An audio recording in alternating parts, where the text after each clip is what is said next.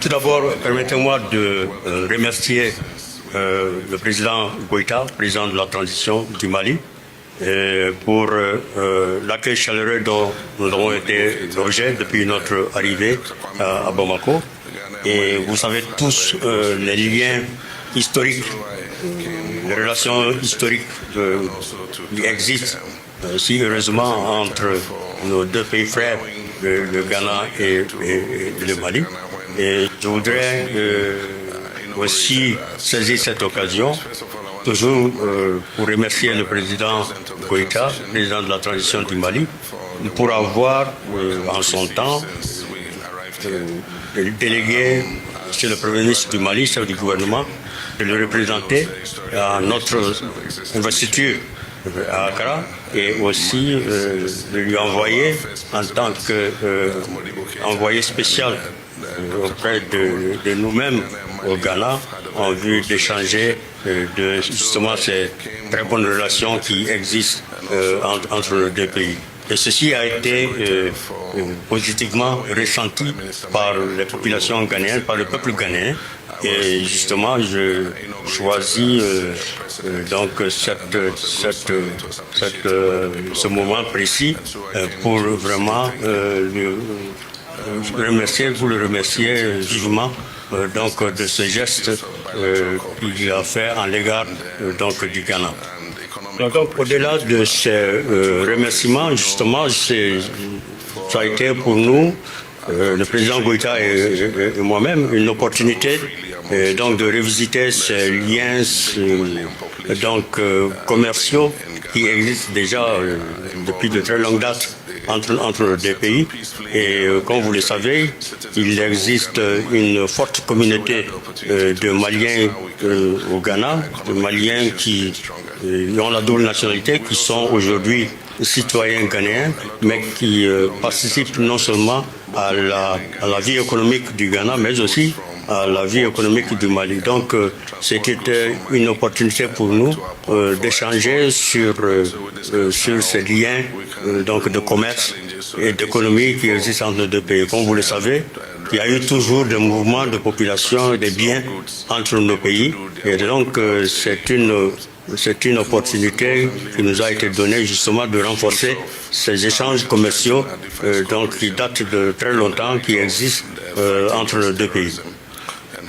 Vous savez également qu'il existe le corridor sud, c'est-à-dire pour le transport donc des marchandises et des biens donc entre le Mali et le Ghana.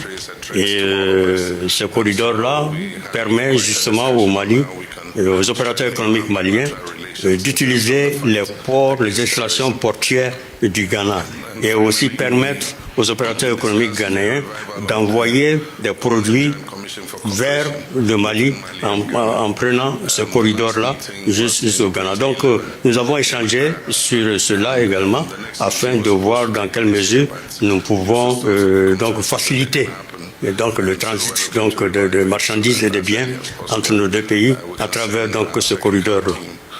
Et comme vous pouvez vous y attendre également, nous avons évidemment discuté donc de nos relations de deux pays en termes de coopération en matière de défense et de sécurité afin de mener, de poursuivre la lutte contre le terrorisme. Vous savez très bien que le terrorisme n'existe pas seulement qu'au Mali. Le terrorisme existe au Mali et aussi dans les autres pays de l'Alliance du Sahel, de la Confédération, et qui s'est même au-delà dans d'autres pays du Sud, notamment le Ghana et d'autres. Alors donc nous avons échangé afin de voir ensemble dans quelle mesure nous pouvons donc mutualiser nos efforts afin de lutter efficacement contre les groupes terroristes, contre le terrorisme, donc dans la sous-région. Nous avons aussi parlé de la grande commission mixte de coopération qui existe entre le Ghana et le Mali. Et donc cette grande commission mixte, nous avons regardé, nous avons décidé de la redynamiser parce que la dernière réunion de la commission a été tenue au Ghana en 2011. Donc il s'agira maintenant pour nous de voir les voies et moyens comment redynamiser la grande commission mixte et prochainement lors de sa tenue donc ici au Mali. Naturellement, nous avons discuté donc de ces liens, de ces relations qui peuvent exister entre donc, la Confédération de l'Alliance des États du Sahel et la CEDEAO, prise en tant que regroupement dans la sous-région. Nous avons compris qu'il y a eu donc une sorte de manque de confiance entre les leaders donc des différents regroupements donc de la CEDEAO, de la Confédération de l'Alliance des États du Sahel.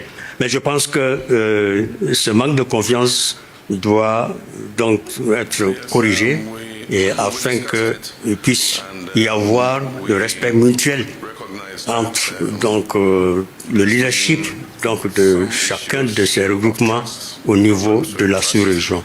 Donc nous allons pouvoir travailler afin que puisse exister des relations donc dignes de son nom entre l'AES, la Confédération donc des États du Sahel qui existe, qui est irrévocable, et aussi la CEDEAO.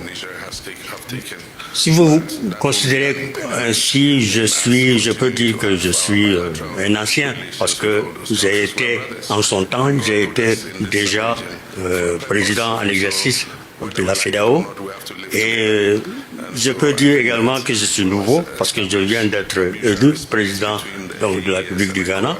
Et je pense que, comme toujours, nous sommes entre nous, nous sommes frères, nous sommes tenus à vivre ensemble. Et donc, Ghana, à travers ma personne, nous avons pris l'engagement de poursuivre donc, cet appui donc, à la Confédération et aussi de travailler à faire en sorte à ce qu'il existe donc, ce lien, ces relations donc, entre les deux regroupements, entre la Confédération des États de l'AES et la CEDEAO, donc dans notre espace ouest africain.